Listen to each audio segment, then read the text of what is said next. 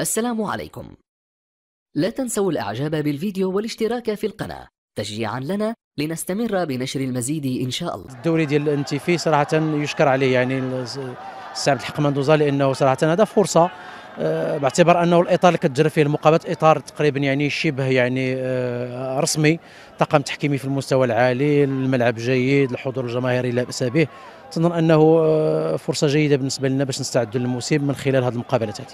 الا سمحتوا السيد، علاش اللاعبين الجدد ما شفناهمش يعني في مباراه اليوم، وكنعرفوا يعني بانها مباراه استعداديه، علاش ما حاولتيش انك تجرب بعض اللاعبين بحال محمد اولاد بحال اشرف الخروبي؟ الخروبي واولاد التحقوا معنا تقريبا واحد 3 ايام يعني قبل الرجوع ديالنا من اكادير.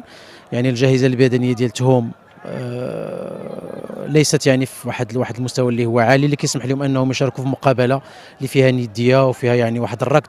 وربما احنا التخوف ديالنا هو انه يعني توقع شي اصابه اذا قدر الله، ولكن الحمد لله انه سواء اللاعبين الجوج ان شاء الله غادي تشوفوهم على ارضيه الملعب لما يكونوا جاهزين وقادرين على انهم يتحملوا الضغط، سواء الضغط ديال الفريق يعني المتطلبات البدنيه او لا حتى الضغط ديال الفريق. Ça me fait plaisir quand je suis parti parce qu'il fallait que je joue. Là, ça me fait plaisir de revenir parce que c'est mon club. Donc, on fera le maximum cette année, encore une fois, tout simplement. صراحة باش مشيت للإمارات الحمد لله كانت تجربة جيدة، وداك الشيء اللي مشيت ليه راه حققته الحمد لله، الا وهو الصعود مع فريق عجمان. كنشكر هذوك الناس اللي عطاو إضافة للاعب رضا هجوج وما خيبتش الظن ديالهم.